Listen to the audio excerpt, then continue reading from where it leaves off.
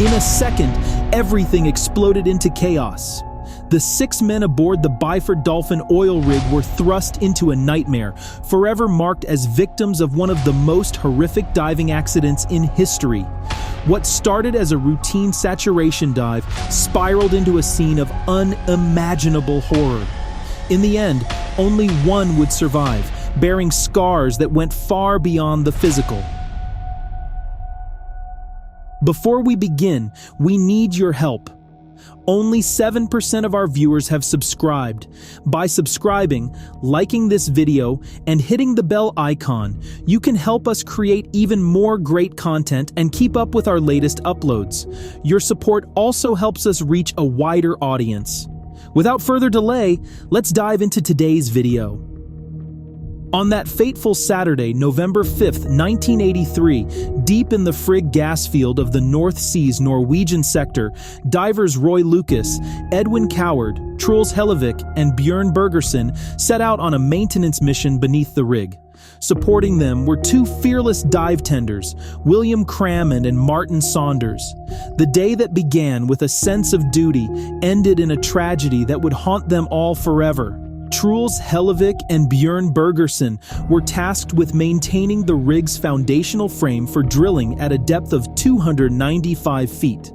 They used a specialized diving bell to descend and lived in temporary chambers below. Unlike regular divers, they spent an astonishing month in cramped, high-pressure chambers, working, eating, and sleeping. On the Byford Dolphin, the oil company demanded grueling, almost 20-hour shifts with only 2 to 3 hours of rest before returning to work. The pay was attractive, averaging $30,000 to $45,000 monthly, but the working conditions were harsh. The rig's operations depended on the synchronized efforts of many crew members, but no one foresaw the looming catastrophe. As they entered their pressurized living chambers, they found a sophisticated setup including Chamber 1, Chamber 2, an escape capsule on top of a lifeboat, and a trunk connected to the diving bell. The diving tenders, Crammond and Martin Saunders, operated the bell from outside the rig, securely attaching it to the trunk. While the chambers stayed put on the rig, the diving bell could detach for dives to different depths. This carefully planned arrangement ensured efficient use of time and resources, allowing for a smooth transition between the underwater environment and the pressurized living quarters. It demonstrates a strong commitment to safety and efficiency in offshore operations. Underwater, divers face their biggest challenge: pressure. With every 33 feet deeper, pressure increases by 1 atmosphere, exerting a strong force on the body. This presents significant challenges for saturation divers due to the nature of their work. The primary concern in diving lies not in descending to great depths, but rather in resurfacing from them. As divers plunge to profound depths, escalating water pressure causes nitrogen and helium to dissolve into the bloodstream, saturating it in proportion to the depth attained. This saturation occurs as divers respire a specialized gas mixture known as heliox, typically comprising helium and oxygen, adjusted according to the dive's depth. If divers come up too fast, they can get sick with something called the bends. This happens because the pressure changes quickly, making nitrogen in their blood turn into bubbles. It can cause nausea, dizziness, really bad joint pain, and even make you paralyzed or kill you. The only way to avoid this is to come up slowly, giving the nitrogen time to go away naturally. Nonetheless, the oil industry isn't renowned for its patience. On a normal day, the technicians made sure the air in the chambers was right for the divers, and the dive team controlled the diving bell, moving it up and down with a crane to watch over the divers. At 4 a.m., Truls Hellevik and Bjørn Bergersen had just completed their maintenance tasks at a pressure of 9 atmospheres, necessary for a depth of 295 feet, and ascended back to the surface using the diving bell. Upon reaching the surface, the diving bell needed to be reattached to the diving chambers, both operating at the same atmospheric pressure. Meanwhile, on the surface, Roy Lucas and Edwin Coward were resting, prepared to take over the next shift upon Truls and Bjørn's return. One of the most critical roles in saturation diving is played by the tenders, who manage the umbilical that supplies divers with air and communication. The tenders' job is vital, holding the lives of their diving colleagues in their hands. Despite having worked for over 12 hours, experienced tenders, William Crammond and Martin Saunders, were ready to reconnect the diving bell to the hyperbaric living chambers as Truls Hellevik and Bjørn Bergersen returned from the depths. Crammond skillfully connected the diving bell to the living chambers, safely transferring Bjørn Bergersen and Truls Hellevik into Chamber 1. This experienced diving team had mastered the procedure through repetition. Normally, transferring divers and detaching the diving bell was straightforward. Firstly, they had to seal the diving bell door, previously open to the trunk, gradually increase the pressure in the diving bell to ensure a tight seal, securely close the door of Chamber 1, also open to the trunk. Slowly reduce the pressure in the trunk until it stabilizes at 1 atmosphere. And finally, disengage the clamp to disconnect the diving bell from the chamber system. Suddenly, chaos erupted. Crammond initiated the release of the clamp, setting off a chain reaction that violently decompressed the chambers. The diving bell got disconnected too early, before the doors could close properly, resulting in an explosive depressurization. Imagine it as a big explosion of air.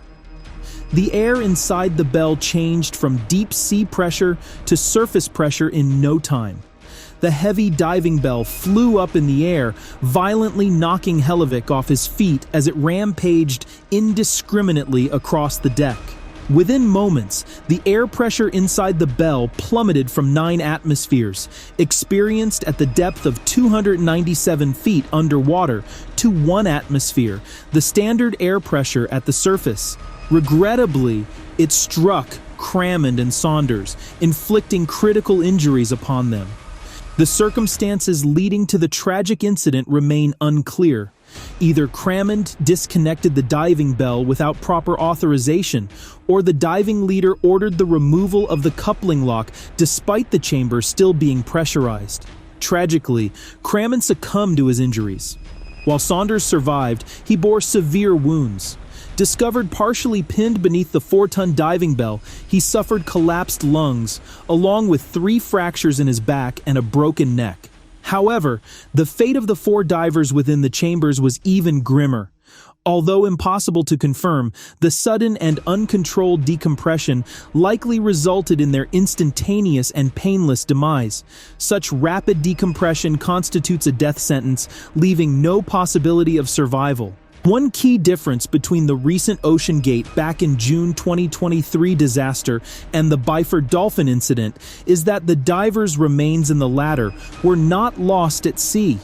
While knowing the exact details of their ordeal offers little comfort, the grim reality is documented in official reports. The divers never realized what was happening or felt the terrible effects of their deaths. Despite being near the door, Lucas, Coward, and Bergersen's blood boiled instantly due to the sudden expansion of dissolved nitrogen into gas. This rapid decompression killed them instantly. The expanding gas solidified fat in their arteries, veins, hearts, and livers, scattering their blood and bodies throughout the chamber.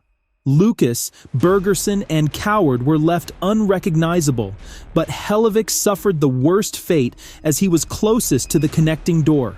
The pressure equalization caused the door to Chamber 1 to partially jam. It forced Hellevik's body through a small 25-inch crescent-shaped opening with over 20 tons of force. Unable to fit through, the pressure caused his internal organs to burst out of his body. During the examination, investigators found Hellevik's spinal column, part of his windpipe, and some of his small intestine inside the bell. The incident resulted in 5 fatalities, with the brutality of the accident leaving little blood despite the shredded state of the divers' bodies. Initially, people blamed the crew, potential miscommunication, or poor routines, as they often worked up to 18 hours, increasing the likelihood of mistakes. However, no one could determine the exact reason for the incorrect unlatching that led to such horrific deaths. With Crammond gone, the true reason for him opening the clamp was forever lost. Unfortunately, it took decades for the Norwegian government, responsible for overseeing the Byford Dolphin in 1983, to accept responsibility and compensate the families of the deceased. The report concluded that faulty equipment, not human error, caused the accident. Additionally, the loud environment and unclear orders added to the tragedy.